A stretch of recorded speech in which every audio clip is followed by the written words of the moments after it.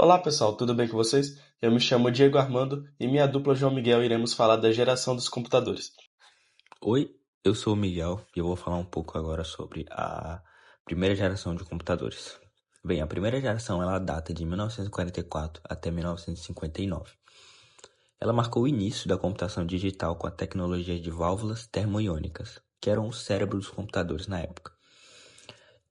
Os principais exemplos que a gente pode citar aqui é o ENIAC e o UNIVAC, que eram os computadores que mais fizeram sucesso, entre aspas, para a época, né? Eles eram enormes, consumiam energia excessiva e esquentavam muito, sendo propensos a falhas. Eles operavam com linguagem de máquina, né, que é 0 e 1, e seguiam a arquitetura de programa armazenado de John von Neumann. Apesar das limitações de tamanho, custo e confiabilidade, o seu legado foi provar a viabilidade da computação em grande escala, pavimentando o caminho para o surgimento dos transitores na segunda geração.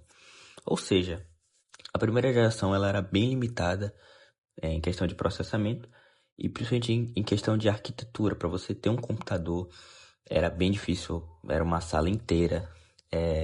E a tecnologia de válvulas ela também era muito propensa à falha, a queimar, então era muito ruim para a época.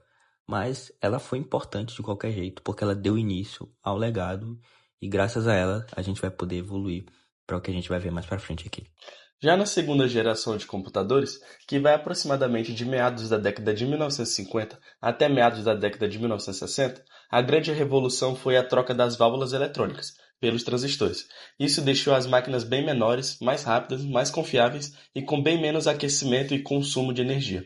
Foi nessa época que os computadores começaram a sair um pouco do ambiente puramente experimental e passaram a ser usados por empresas, governos, centros de pesquisa de forma mais ampla. Um bom exemplo dessa geração é o IBM 7090. Ele era um computador de grande porte, voltado principalmente para cálculos científicos e de engenharia. Era usado em pesquisas espaciais, simulações complexas, processamento de dados militares e acadêmicos. O IBM 7090 trabalhava com transistores, o que dava a ele um desempenho muito superior aos computadores de primeira geração baseados em válvulas. Ele podia processar grandes quantidades de dados, realizar operações matemáticas avançadas com muito mais velocidade, o que foi essencial para o avanço da ciência e da tecnologia naquele período. Outro exemplo importante é o IBM 1401. Diferente do IBM 7090, ele era mais focado em aplicações científicas. O IBM 1401 foi pensado para o uso comercial. Ele ficou muito famoso como um computador voltado para empresas, fazendo tarefas como emissão de folhas de pagamento, controle de estoque, processamento de dados de clientes e geração de relatórios. Ele também usava transistores, e isso permitia que ele fosse mais compacto e econômico, e o que ajudou muitas organizações a dar os primeiros passos na informatização de seus processos. Então, quando a gente fala da segunda geração, a ideia principal é essa transição para os transistores, que mudou completamente o cenário da computação. E o IBM 7090 e o IBM 1401 são dois exemplos clássicos, que mostram bem como esses computadores começaram a atender tanto a área científica quanto o mundo dos negócios, abrindo caminho para tudo que viria nas gerações seguintes. Vamos agora falar sobre a terceira geração. Ela começou em 1965 e teve o seu fim em 1970. Ela foi definida pela invenção dos circuitos integrados, os famosos chips, que miniaturizaram transistores e outros componentes em uma única partilha de silício. Isso tornou os computadores menores, mais rápidos, confiáveis e energeticamente eficientes pela primeira vez. Ou seja, a terceira geração ela foi de extrema importância, porque nela foi a invenção dos chips, que transformaram os computadores menores, mais rápidos e muito mais confiáveis do que eles eram nas gerações anteriores. Na terceira geração também surgiram os primeiros sistemas operacionais modernos, que permitiram a multiprogramação e o uso por múltiplos usuários simultaneamente. Com o custo reduzido, a computação se expandiu das grandes corporações para empresas menores, popularizando séries como IBM System/360 e PDP-8. Foi um salto crucial para a popularização dos computadores, né? Então a terceira geração ela teve uma mudança muito brusca em relação às outras e trouxe os computadores de verdade agora para a mão de uma população que antes talvez nem pensava em poder usá-los.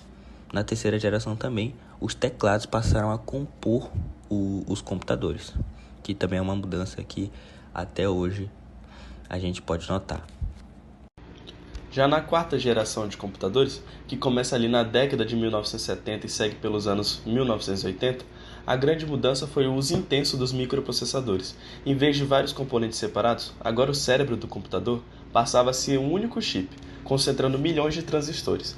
Isso permitiu que os computadores ficassem menores, mais baratos e acessíveis, abrindo espaço para o surgimento dos microcomputadores, e principalmente dos computadores pessoais, os famosos PCs. E nessa época apareceram dois ícones, o IBM PC e o Macintosh.